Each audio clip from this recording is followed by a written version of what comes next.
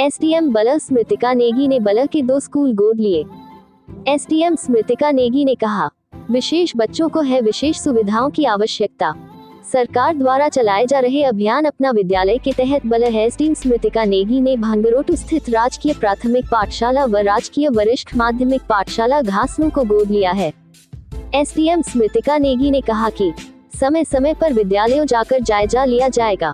पढ़ाई को लेकर बच्चों की समस्या जानने व उन समस्याओं के समाधान के प्रयास किए जाएंगे। इस पर उन्होंने घासनू स्कूल का दौरा किया। स्कूल में बच्चों के साथ शिक्षा को लेकर चर्चा की। उन्होंने कहा कि इस 2 स्कूलों को गोद लेने का लक्ष्य है कि यहाँ पर डे केयर सेंटर चल रहे हैं, जहाँ पर विशेष बच्चे शिक्षा ग्रहण कर रहे हैं। विशेष बच्चों को इस केंद्रों में कई प्रकार की समस्याएं पेश आ रही हैं।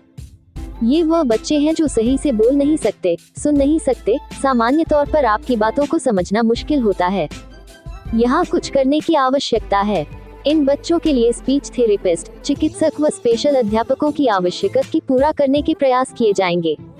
मेरा इन स्कूलों को गोद लेने का यही लक्ष्य है कि मैं अपने कार्यकाल में इन विशेष बच्चों के लिए कुछ विशेष कर सकूं, क्योंकि यह अन्य बच्चों से विशेष है और उन्हें विशेष सुविधाओं को आवश्यकता है। मेरा आम जनता से भी अनुरोध है कि इन बच्चों की सहायता के लिए आगे आएं। नमस्कार। अपना विद्यालय नाम से हिमाचल प्रदेश सरकार ने एक स्कीम स्टार्ट की है, जिसमें सरकारी स्कूलों को अधिकारी वर्ग भी अडॉप्ट करेंगे। तो इसके तहत मैं एज एसडीएम बल के पद पर हूँ, तो मैंने अपने सब डिवीज़न के आज 2 स्कूलों को अडॉप्ट किया है, जिसमें से एक गवर्नमेंट प्राइमरी स्कूल भंगरोटू है और दूसरा गवर्नमेंट सीनियर सेकेंडरी स्कूल घासनू है। इन दोनों स्कूलों की खास बात यह है कि बल सब डिवीज़न में 2 ही day care centres special abled बच्चों के लिए चल रहे हैं। दोनों इन 2 स्कूल्स के कैंपस में चल रहे हैं, जिसमें जो भंगरोटू वाला स्कूल है जीपीएस, उसमें जो डे केयर सेंटर है उसमें 13 लगभग ऐसे बच्चे पढ़ रहे हैं जिनको ऑटिज़म है या कोई दूसरा मेंटल इश्यूज़ की समस्या से वो जूझ रहे हैं। और सिमिलरली जो दूसरा स्कूल है वहाँ पे भी ऐसे बच्चे हैं जिनको बहुत सारी चीज़ों की आवश्यकता है, maybe speech therapist, physiotherapist. So मैंने उन दोनों को विज़िट किया काफ़ी बार। कुछ हम कोशिश कर रहे हैं कि हम सरकार को एक डिटेल रिपोर्ट भेज सकें, जिससे इनमें और ज़्यादा बेटर प्रोग्रेस हो सके बच्चों की।